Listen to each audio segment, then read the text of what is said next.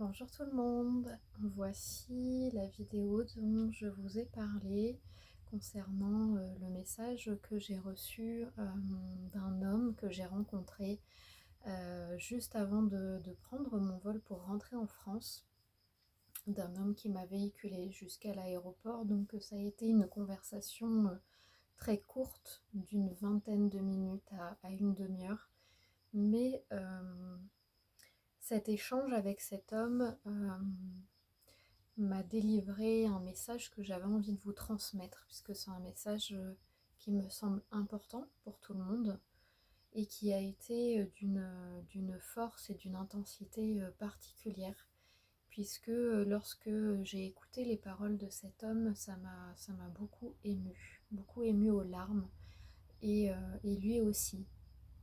Et même si nous ne nous comprendions pas en totalité et en détail sur ce que chacun avait à dire ou sur ce que chacun avait envie de délivrer comme message, nous étions vraiment en connexion et en,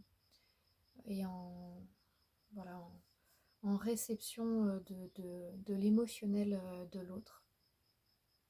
Ce qui a fait que peu importe si le message était dans une autre langue, il y a vraiment une connexion de cœur à cœur et d'âme à âme qui s'est faite et qui a été bouleversante pour chacun de nous.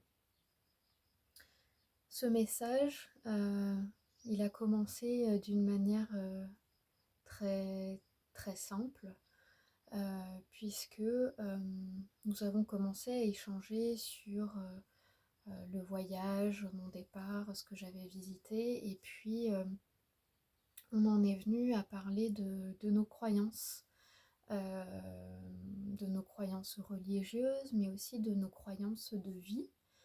Et puis tout un débat s'est enchaîné sur la notion de bien et de mal, sur le fait euh, qu'il peut y avoir des péchés nous conduisant, des actions qui nous conduisaient à demander pardon soit à Dieu ou à notre croyance, et à se demander pardon à soi.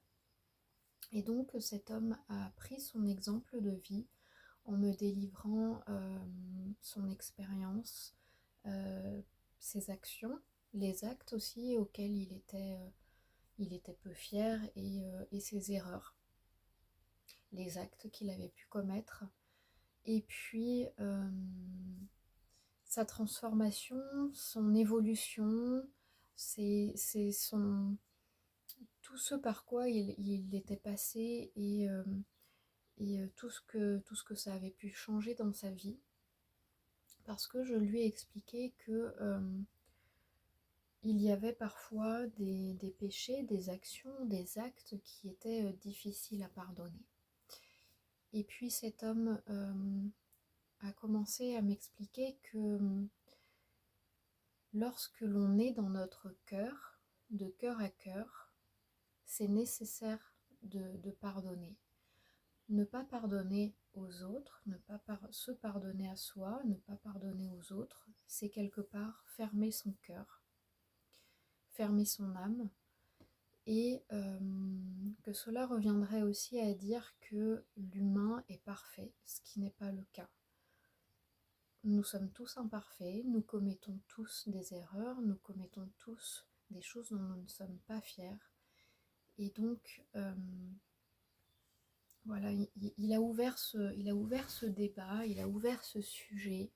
Et je crois que la notion de pardon, elle est importante pour se libérer soi,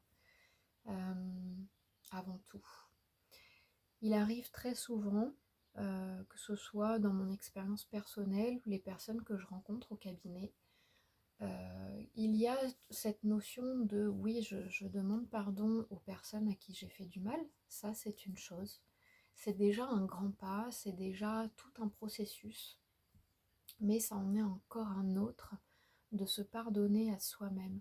De se pardonner à soi-même d'avoir laissé une situation se réaliser, se détériorer, ou d'avoir laissé une personne nous blesser, nous faire du mal, ou laisser une autre personne continuer à nous empêcher d'avancer, voilà. Toutes ces choses-là, c'est se pardonner à soi-même aussi d'avoir laissé finalement la porte ouverte à tout ça. Et je crois que le message de cet homme, il est très intéressant sur l'ouverture de notre cœur. Puisqu'à partir du moment où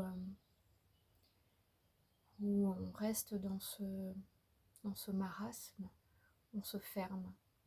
Et ce message, il n'était pas délivré que pour vous, il était délivré aussi pour moi, parce que moi aussi j'ai des choses à transmuter, j'ai des choses à vivre et j'ai des choses à en comprendre.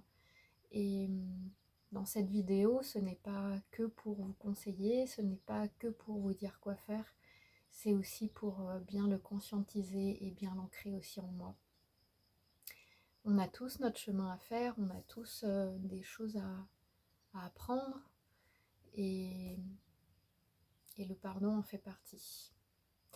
Voilà, j'espère que cette vidéo vous aura plu et que le message de cet homme aussi. Je ne rentrerai pas dans les détails de ses confidences et de ce qu'il m'a livré de son expérience. Quoi qu'il en soit, laissez la porte ouverte aux autres, à ces personnes qui délivrent parfois des messages anodinement, mais ça n'est jamais anodin.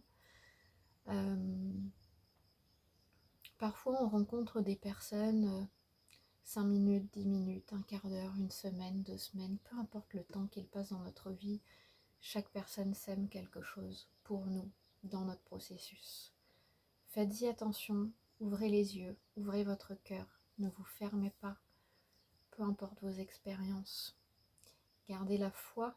La foi ne veut pas dire la foi en Dieu, mais la foi en la vie, la confiance en la vie et en ce que la vie vous réserve. Il y aura toujours quelque chose. Je vous souhaite une belle journée et à très vite. Salut!